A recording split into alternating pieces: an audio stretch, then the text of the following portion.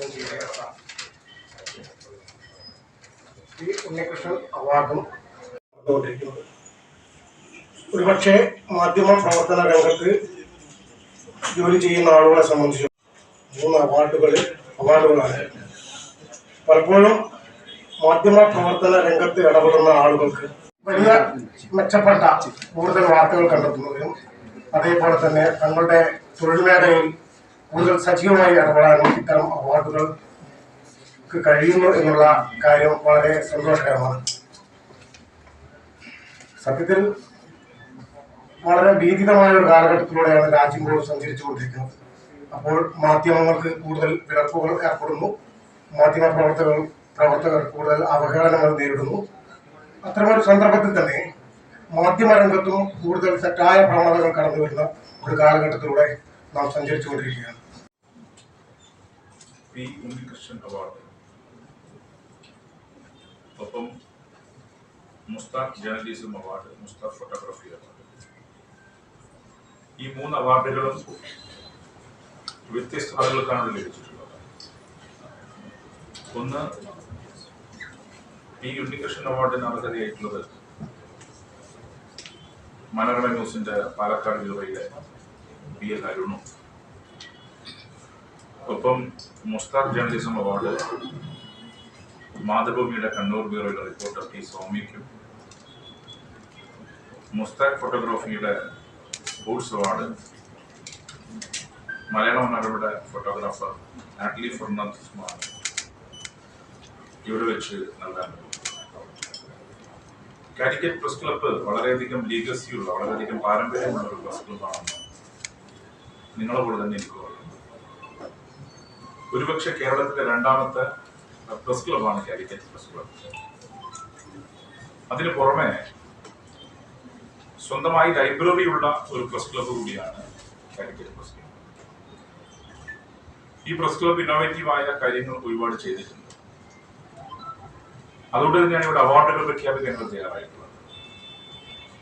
ഒരു press club അവർ സ്വന്തമായി അവാർഡുകൾ പ്രഖ്യാപിക്കുന്നു. അവരുടെ തന്നെ ഫ്രട്ടേണിറ്റിയിൽപ്പെട്ട ഉണ്ണികൃഷ്ണൻ, അദ്ദേഹം PTAയുടെ ജനറൽ മാനേജറായിരുന്നു. മറ്റൊന്ന് സ്പോർട്സ് ലേഖകൻ, നമുക്കെല്ലാം പരിചിതമായ പേരാണ് മുസ്താഖ്, PA മുഹമ്മദ് കോയ എന്ന മുസ്താഖ്. അദ്ദേഹത്തിന്റെ പേരിലും അപകടകരമായ ഘട്ടത്തിലൂടെ കടന്നു പോകുന്നത് തന്നെയാണ്. കമ്മ്യൂണിറ്റി ടു പ്രൊട്ടക്ട് ജേർണലിസ്റ്റ്, അതിലൊന്ന് ഇന്ത്യയാണ് ഏറ്റവും കൂടുതൽ ആക്രമണത്തിന് വിധേയമാകുന്നത്. അത് IPയുടെ റിപ്പോർട്ട് കൂടിയാണ്. 10 വർഷം ചരിത്രം പരിശോധിക്കുമ്പോൾ അത് ശരിവെക്കുന്ന നിരവധി വാർത്തകൾ നാം കേട്ടുകൊണ്ടിരിക്കുന്നു. മാധ്യമങ്ങൾക്ക് നേരെ വാർഫെയർ യുദ്ധമല്ല, വാർഫെയർ എന്ന വാക്ക് ഉപയോഗിച്ച തെറ്റാണ്. ഉപയോഗിക്കാൻ സാധിക്കുന്ന ആപ്റ്റ് സെന്റൻസ് ലോഫെയർ ആണ്. ലോഫെയർ എന്നുകൊണ്ട് ഉദ്ദേശിക്കുന്നത് നിങ്ങളെ നിയമങ്ങൾ ഉപയോഗിച്ചുകൊണ്ട് നിങ്ങൾ ദുർബലപ്പെടുത്തുക. ഏതൊക്കെ തരത്തിൽ, ഏതൊക്കെ സ്വാതന്ത്ര്യത്തിനും വലിയ പരിഗണന കൊടുക്കുന്ന രാജ്യമാണ് ഇന്ത്യ. ആർട്ടിക്കിൾ 19. അഭിപ്രായ സ്വാതന്ത്ര്യത്തിനും വ്യക്തി സ്വാതന്ത്ര്യത്തിനും വലിയ പ്രാമുഖ്യവും പരിഗണനയും കൊടുക്കുന്ന ഇന്ത്യയാണ് ലോകത്തിന് മുന്നിൽ അപമാനിക്കപ്പെടുന്നത്. മാധ്യമങ്ങൾ വേട്ടയാടപ്പെടുന്നു, ആക്രമിക്കപ്പെടുന്നു, മാധ്യമപ്രവർത്തകന്മാർ ജയിലടക്കപ്പെടുന്നു. ഐദർ ടു സറണ്ടർ, നിങ്ങൾ സറണ്ടർ ചെയ്യോ, അല്ലെങ്കിൽ സോളോ, ഞങ്ങൾ നിങ്ങൾ ഒഴുകിക്കളയും. ഇത് രണ്ടേക്ക് നടക്കും. ചിലര് പഞ്ചപുച്ഛമടങ്ങി സറണ്ടർ ചെയ്യാൻ, അയ്യോ ഞങ്ങൾ നിങ്ങളുടെ യുദ്ധത്തിനൊന്നുമില്ല, ഞങ്ങൾ അന്ന് കീഴടങ്ങിക്കാം. കീഴടങ്ങാൻ തയ്യാറാവാത്തവ വിഴുകിക്കളയാണ്, പെരുമ്പാമ്പ് വിഴുങ്ങുന്ന പോലെ വിഴുകിക്കളയാണ്. അതിന് കോർപ്പറേറ്റുകൾ ഉപയോഗിക്കുന്നു, കോർപ്പറേഷൻ ഉപയോഗിക്കും. നിങ്ങൾക്കറിയാം, ചെറുത്തുനിൽപ്പ് നടത്തിയ പല മാധ്യമങ്ങളുടെ സ്ഥിതി. നിങ്ങൾ സർവൈലൻസിനാണ്, സ്പൈവെയർ ഉപയോഗിച്ചുകൊണ്ട്, പെഗസസ് പോലുള്ള സ്പൈവെയർ ഉപയോഗിച്ചുകൊണ്ട് നിങ്ങളെ വേട്ടയാടുന്നു. ഇങ്ങനെ 10 വർഷക്കാലം ഈ രാജ്യം നാം പരിശോധിക്കുമ്പോൾ ഏറ്റവും കൂടുതൽ അറ്റാക്ക് ചെയ്യപ്പെട്ട ജനാധിപത്യത്തിന്റെ 4 തൂണുകളാണ്. 3 തൂണുകളെ കുറിച്ച് നാം പറയാം: ലെജിസ്ലേച്ചർ, എക്സിക്യൂട്ടീവ്, ജുഡീഷ്യറി. അതിൽ 4ാമത്തെ 4th സ്റ്റേറ്റ് ആണ് മീഡിയ. പാർട്ടി ക്ലബിലെ പൊതുപ്രവർത്തകർക്ക് അതിൽ ഞാനൊന്നുണ്ടാവും. എന്തെങ്കിലും നമ്മൾ അറിഞ്ഞിട്ടാണോ അറിഞ്ഞിട്ടുമല്ല. നമ്മൾ മനസ്സിലാക്കുന്ന, നമ്മളെ നയിക്കുന്ന ബോധ്യം ശരിയെന്ന കാര്യം പറയുക, അതിനകത്ത് ഉറച്ചു നിൽക്കുക, നിങ്ങൾ ആർക്കും പാര വെക്കാതെ മുമ്പോട്ടേക്ക് ഒന്നും പറ്റില്ല. അതേപോലത്തോട് അതേ പറയാം. നിങ്ങൾ സത്യസന്ധമായിട്ട് കാര്യങ്ങൾ ചെയ്യുക. രാത്രി ഉറങ്ങാൻ കിടക്കുമ്പോൾ രാവിലെ ആൾക്കാർ പാര വെക്കേണ്ട എഴുതിച്ച് കിടന്നാൽ അടിയൊന്നും കിട്ടും. അടി എന്ന് പറഞ്ഞാൽ ഫിസിക്കൽ അറ്റാക്ക് അല്ല, തിരിച്ചടി ഉണ്ടാവുന്നതാണ്. നമ്മൾ മനസ്സിലാക്കേണ്ട കാര്യം, ഈ രാജ്യത്ത് മാധ്യമ പ്രവർത്തനം വെല്ലുവിളിക്കപ്പെടുന്നു. ഈ രാജ്യത്തെ മാധ്യമ പ്രവർത്തകന്മാർ ആക്രമിക്കപ്പെടുന്നു. അതിനെതിരെ എല്ലാവരും യോജിച്ചു നിൽക്കുന്നുണ്ടോ നിങ്ങൾ കൂട്ടത്തില്ല. എന്നാൽ ഒരാൾ പിടിച്ചാൽ, ഏതെങ്കിലും തടവിലാക്കപ്പെട്ടാൽ എത്ര പേർ ശബ്ദിക്കുന്നുണ്ട്? നിങ്ങൾ എല്ലാവരും കൂടി സംഘടനമായി നിന്നാൽ അതിനെ ചെറുത്തോപ്പിക്കാൻ പറ്റൂലേ? അവിടെ അങ്ങനെ യോജിച്ച് നിങ്ങൾക്ക് പറ്റുന്നില്ല. നിങ്ങളെ മപ്പത്തട്ടി ഇവിടെ തട്ടിയിട്ടു കേരളത്തിൽ. ഇവിടെ എന്താ വെല്ലുവിളി കുത്തുക? എന്താ പറയാനുള്ളത്? വന്ന് അണ്ണാക്ക് കുത്തിക്കിരുത്തില്ലേ? എന്തെങ്കിലും ചോദിക്കാനുള്ള പറയാനുണ്ട്. ഇനിയിപ്പോ എന്തെങ്കിലും ഒരു വായിന്ന് പറഞ്ഞു കഴിഞ്ഞാൽ പിന്നെ അതിന്റെ മുകളിൽ ചർച്ചന്റെ മുകളിൽ ചർച്ച, രാത്രി 9 മണിക്ക് ചർച്ച. ഞാൻ തന്നെ കേട്ടില്ല, എന്നാ വേണ്ടി ഇങ്ങനെ ചർച്ച ചെയ്യാം. പിന്നെ ഇവിടെ ഒരു പോസിറ്റീവ് സെൻസ് എടുക്കുന്നുണ്ടോ അതിന്റെ കാര്യം ബേജാറാവേണ്ട കാര്യം. ഇങ്ങനെ കേട്ട് വരുമ്പോൾ തലപ്പോലുമല്ലോ. എന്ന് അഭിമാനത്തോടെ പറയാം, ഈ സംസ്ഥാനം ലോകത്തിന് മാതൃകയാണ്. ഇത്രയധികം മാധ്യമ സ്വാതന്ത്ര്യം ഈ രാജ്യത്തെ മറ്റ് എന്നാൽ ഇവിടെയാണ് ലിഞ്ചിങ് നടക്കുന്നത്. സംഘടന ആക്രമിക്കുകയാണ്. ഇപ്പോ ബ്രേക്കിങ്ങിന്റെ കാലമാണ്. ഈ ബ്രേക്ക് ചെയ്യുമ്പോൾ സ്വാതന്ത്ര്യം കൊടുക്കുന്നത് നിങ്ങൾ പക്ഷപാതി അൺബയസ്ഡ് ആയി വാർത്ത കൊടുക്കണം. ഗവൺമെന്റ് ക്രിട്ടിസൈസ് ചെയ്യപ്പെടാൻ പാടില്ല പറയാറുണ്ട്.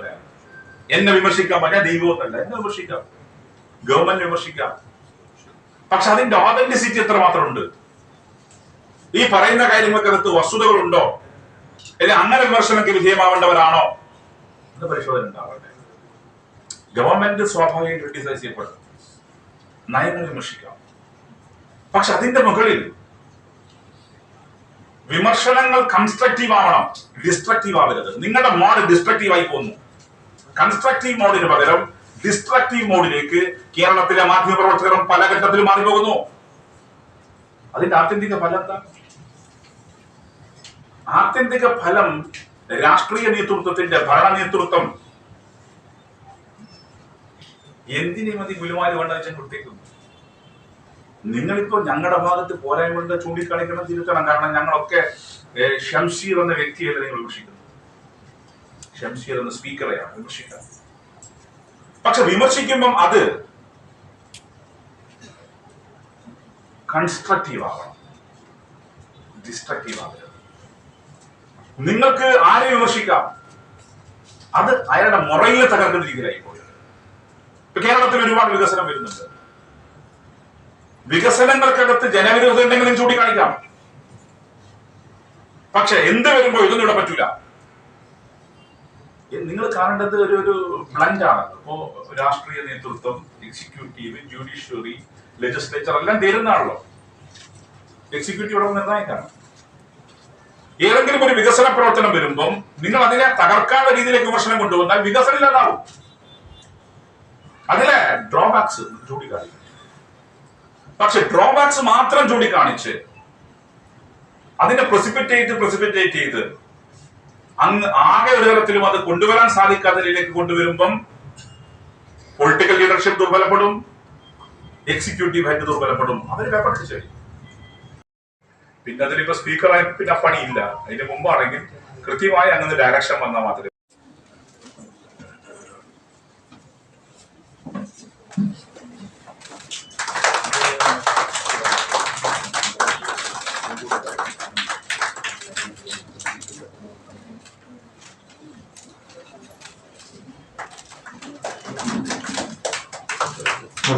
Journalism Award ഏറ്റുവാങ്ങുന്നതിന് പ്ലീസ് സന്തോഷിക്കും.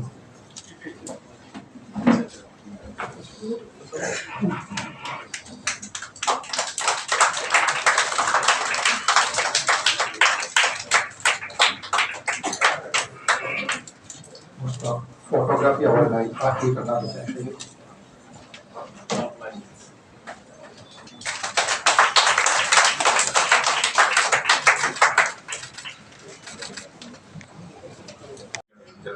അതെല്ലാം മാറ്റി വെച്ചു. നിങ്ങളൊരു ഇതൊരു പാഷനെ എടുക്കുന്നുണ്ടാണല്ലോ ഇത് നിൽക്കുന്നത്. അല്ലെങ്കിൽ ഒരു സ്ഥലത്ത് ഒരാളെ കാത്തിട്ട് ഇങ്ങനെ 3 മണിക്കൂർ പുറത്ത് നിൽക്കുക. ചില പാർട്ടി ഓഫീസിൽ യോഗം ചെയ്യുമ്പോൾ 4-5 മണിക്കൂർ പുറത്ത് നിൽക്കുന്നത്. അതെന്താ? നിങ്ങളുടെ പാഷനാണ്. നിങ്ങളുടെ ഈ ബുദ്ധിമുട്ടിനെ പുറത്ത് കാണുന്നില്ല. ഒരുപക്ഷെ ഞങ്ങളെപ്പോലെ ഞങ്ങളെക്കാൾ മുമ്പെത്തുന്നവർ നിങ്ങളാണ്. നിങ്ങൾക്കൊരു ഈ പ്രത്യേകിച്ച് ഈ വിഷ്വൽ മീഡിയ ഒക്കെ വന്നപ്പോ നിങ്ങൾക്ക് റെസ്റ്റ് ഇല്ലല്ലോ. രാത്രി 1 മണിക്കും പോണ്ടി വരും, 2 മണിക്കും പോണ്ടി വരും, 5 മണിക്കും പോണ്ടി വരും. ആ ഇൻസിഡന്റ് നടന്ന സ്ഥലത്തേക്ക് എത്ര. മറ്റത് അങ്ങനെയല്ലോ. പ്രിന്റ് മീഡിയ ആകുമ്പോൾ ഇന്നിപ്പോ 1 മണിക്ക് പത്രം അടിച്ചാൽ പിന്നെ നാളെ രാത്രിയിലേക്ക് നോക്കിയാൽ പോലെ. ഇപ്പൊ അത് പറ്റൂലല്ലോ. ഇന്നിപ്പോ മീഡിയ മാറി എന്ന് പറയുമ്പോൾ നിങ്ങൾക്ക് റൗണ്ട് ദ ക്ലോക്ക് പ്രവർത്തിക്കേണ്ട സേനയായി മാറി. റൗണ്ട് ദ ക്ലോക്ക് എപ്പോഴാണ് എന്താണ് വാർത്ത വരുമെന്ന് പറയാൻ കഴിയില്ല. മറ്റങ്ങനെയല്ലല്ലോ. പ്രിന്റ് മീഡിയയുടെ മാത്രം കാലത്താണെങ്കിൽ ഇന്നും 10 ഇറങ്ങി, ഇന്നൊരു ഉച്ചയ്ക്ക് ശേഷം വല്ലാതെ തടയിൽ പിടിച്ച് കുടിച്ചിറങ്ങിയാൽ പോലെ രാത്രിത്തേക്കല്ലേ പോലും. ആ കാലം മാറി. അതുകൊണ്ട് വിശ്രമരഹിതമായി പ്രവർത്തിക്കുന്ന ഒരു കമ്മ്യൂണിറ്റിയാണ് നിങ്ങൾ. ആ വിശ്രമരഹിതമായി പ്രവർത്തിക്കുന്ന ഈ കമ്മ്യൂണിറ്റിക്ക് അർഹതയുള്ള അംഗീകാരങ്ങൾ കൂടി കൊടുക്കേണ്ടത് അവരുടെ പ്രോത്സാഹനമാണ്.